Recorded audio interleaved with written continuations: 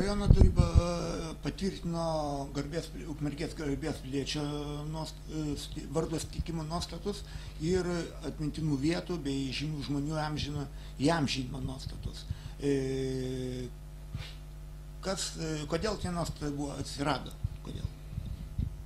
Ne, šitų dviejų nuostatų šiek tiek yra skirtingi tiek atsiradimo inspiracijos, tiek ir kiti dalykai. Pirmiausia, tai reiškia, jeigu pradėčiau nuo jūsų paminėtos, kaip ten dabar, aš vėlgi tiksliai nepacituosiu, bet man rodos, kad istorinių objektų, faktų, žymių kraštiečių įamžinimo programos nuostatus, tai atsirado būtent dėl to, kad dar jeigu aš neklystu, 2006 metų pabaigoje priimtuose Ukmergės kultūrinės raidos gairėse būtent tokios programos sukūrimas ir buvo numatytas kažkur maždaug 10 ar 9 metais. Tai šiaip ir pats tos programos kūrimas buvo prasidėjo, sakykime, ar bent jos metmenų kūrimas prasidėjo dar pernai, sakykime, reiškia, rengiant 1000-mečio programą. Na, tiesiog dabar, bet iš pradžių mes bandėme teikti, sakykime, kaip ir baigtinę programą. Tai yra pasiūlymus, kurios pateikė, sakykime, arba grupė nepavadinsi, galbūt specialistai, tai yra muziejininkai, bibliotekininkai, kiti žmonės. Tačiau rajono taryba, svarstydama šitą klausimą, nutarė, kad galbūt ir labai teisingai, kad šiaip jau rengiant tokią programą vis tik tai būtų tikslingiau parengti jos sudarimo principus, nuostatus. Tai vat, ta intencija ir atsirado, sakykime, tie nuostatai, kurie daugmaž ir apsprendžia, kokiais principais, kokie punktai bus toje, sakykime, programoje.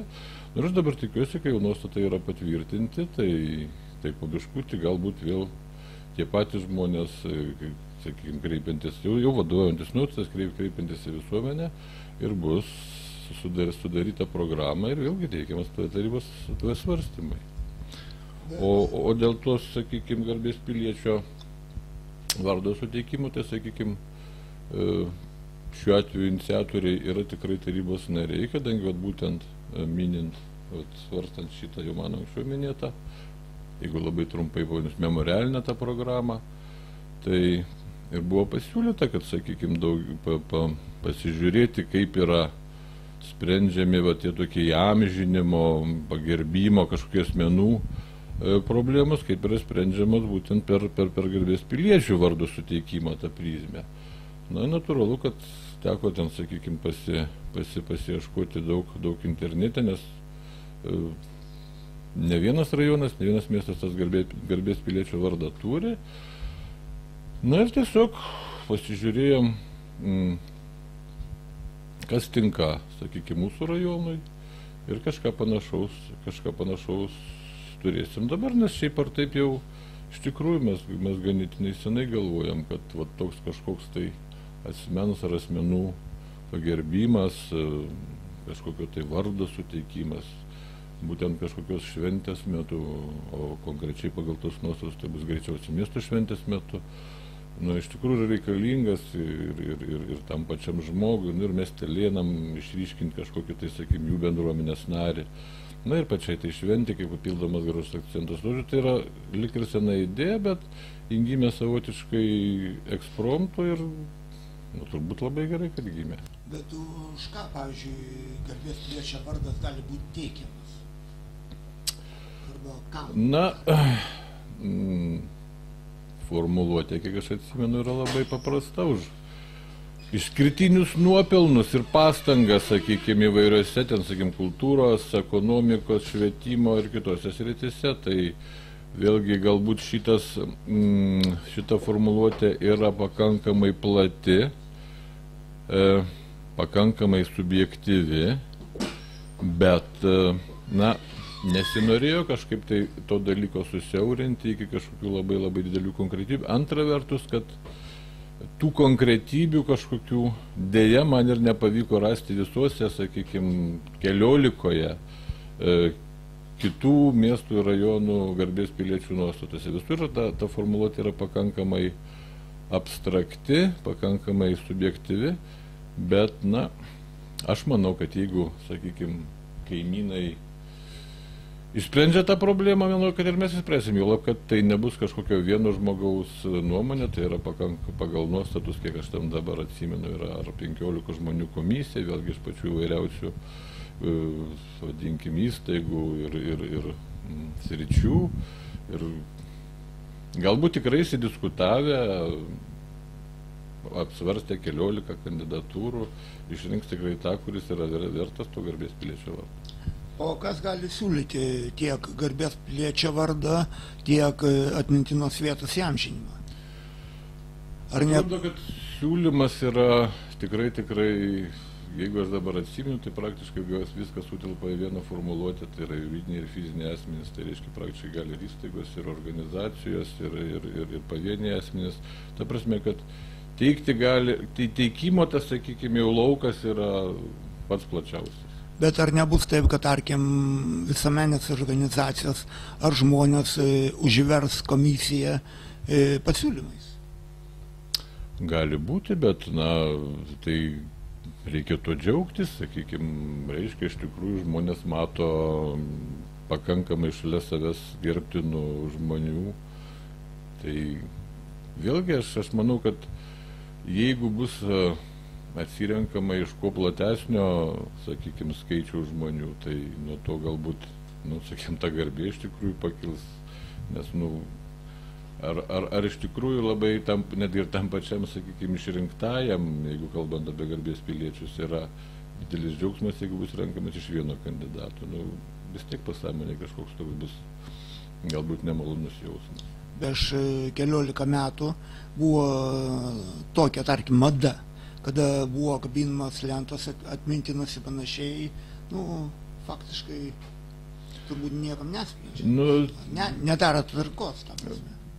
Prieš 14 tai aš nepasakyčiau, iš tikrųjų tai tos garbės lentos kabėjo turbūt dar sovietmečių ir ten jau buvo savi herojai tuose lentose išgarbinti, po to jos visos tarsi išnyko ir jeigu aš dabar neklystu, tai iš esmės turbūt per tuos, sakykime, savivaldybės per nepriklausomybės laikotarpio egzistavimo faktą galbūt buvo pakabintos tik tai kelios lentos, kiek aš atmenu, tai pirmąją miesto burmistrui Dirmanto ir turbūt čia pernai metais, kai buvo tūkstantmečio programos rėmuose buvo pakabinta, sakykime, tokia atmintina lenta būtent to vadinamo Meškų namo, kadangi ten šiaip jau pakankamai įdomus istorinis objektas.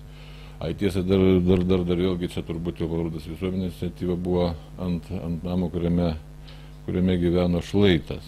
Bet tai vat ir viskas, ir tai per 20 metų yra, sakykime, pakankamai mažai, nes, bent jau primenu, kad, sakykime, ta programa, jeigu dabar mes jau perėm prie memorialinės programos, yra iš esmės rajonų mastu, kad yra kiekviena miestelėje kažkokių atmintinų vietų, kad dar kažko, kad tikrai vos nešu kiekvienoj gatvėje dar kažkur gyveno kažkoks žmogus, kurio atminimą nori, nenori, kaip sakyti, nori, nenori, tiesiog privalu išsaugoti, kažkaip išryškinti ir perduoti būtent ateinančiom kartom. Taigi mano galva viskas yra pakankamai savalaikiška ir bent jau vadinkim kokią tai istorinės atminties išsaugojimo, edukacinė prasme, tai yra būtinas dalykas ir tikrai reikalingas mūsų miestui.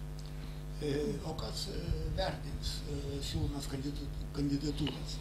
Ar bus jas teikiamas, pavyzdžiui, vertinti visuomeniai?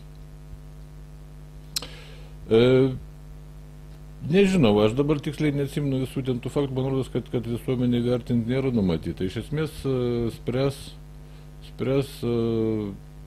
komisijos tiek garbės piliečio vardo suteikimui, tai yra bus sudaroma atskira komisija, o memorialinių vietų, tai vadinkim programai, memorialinių vietų ir, sakykime, žymių žmonių programai, pagal nuostatus šita teisė yra suteikta kultūros tarybai. Bet vėlgi primenu, kad kultūros taryba tai yra, sudaryta vėlgi ne iš kažkokių, sakykime, čia savivaldybės darbuotojų, tai yra tarybos nariai ir savivaldybės darbuotojai ir bibliotekos ir kultūros įstaigų ir ten visas būrys yra, atrodo, ar 4 ar 5 atstovaujantis visuomeninės organizacijas. Taigi bent jau, sakykime, per visuomeninių organizacijų dalyvavimą tas visuomenės svarstymas kaip ir bus, tai, na, vėlgi atiduoti svarstyti visuomeniai tai yra toks labai kažkaip, nu, abstraktus klausimas, kas tada ta visuomenė, sakykime, ką mes atiduosim, kaip visuomenė nutars, sakykime, ar rengsim balsavimą kažkokiu klausimu, tiesiog mano galva tai yra tiesiog turbūt nelabai racionalu. Žinoma, kad visuomenė turės būti supažindinama, kad tie visi, sakykime, tų abiejų komisijų sprendimai turi būti pristatomi nežinau, su paaiškinimais, su dar kažko, bet reiškia pats, sakykime, lemiamo balso atidavimas visuomeniai, nu, jisai nėra, greičiau, sakykime, techniškai neracionalus, daugiau tai iš kito dalyko. Kaip tik galbūt, reiškia, visuomenė savo nuomonę turi išreikšti per kažkokias atstovavimas organizacijas, šiuo atveju pats patogiausias, reiškia, aiškiausias visuomeninės organizacijas. O kaip bus įamžinamas atmintinos vietos ir panašiai? Tai čia vėlgi tas dalykas, sakykime, jau vėlgi perkeliamas į kitą etapą. Iš pradžių, sakykime, kultūros, tai jeigu kalbam apie šitą būtent sferą, kultūros taryba apsprendžia maždaug programą. Vėlgi tada galbūt kiekvienais metais tam tikra programos dalis tik bus įgyvenimas, natūralu, kad visus programos per metus ar kitus turbūt bus neįmanom padaryti. Bet reiškia, sakykime, tais metais, kaip tą dalyką daryti, vėlgi spręs, sakykime, šiuo atveju, jeigu aš neklystu, ten ir architektūros skyrius, kadangi tai susiję su kažkokiu tai vizualiniais dalykais. Man rodos, kad su seniūnijom, kadangi tai yra ypač ten, kur, sakykime, kaimo vietovėse. Ir netgi nuostatose yra rašyta, kad, reiškia, su tos dalykus labai konkrečiai, sakykime, prie tų konkretybių gyvenimų prisidės būtent ir jaunimo reikalų, švietimo ir kultūros komitetas tarybos. Taigi vėlgi, sakykime, atstovavimas iš tikrųjų yra pakankamai platus, vadinkime, ir specialistai, ir savo tos, sakykime, gyvename šeimininkai ir, sakykime, tarybos nariai, kurie šiuo atveju vėlgi yra, tai išrinkti žmonės atstovaujantis vėlgi tam tikriam sluoksniam. Taigi, žodžiu, tiek pats svarstymas, tiek pats gyvenimas, mano galva, iš tikrųjų pakankamai, plačiai atstovaujamas.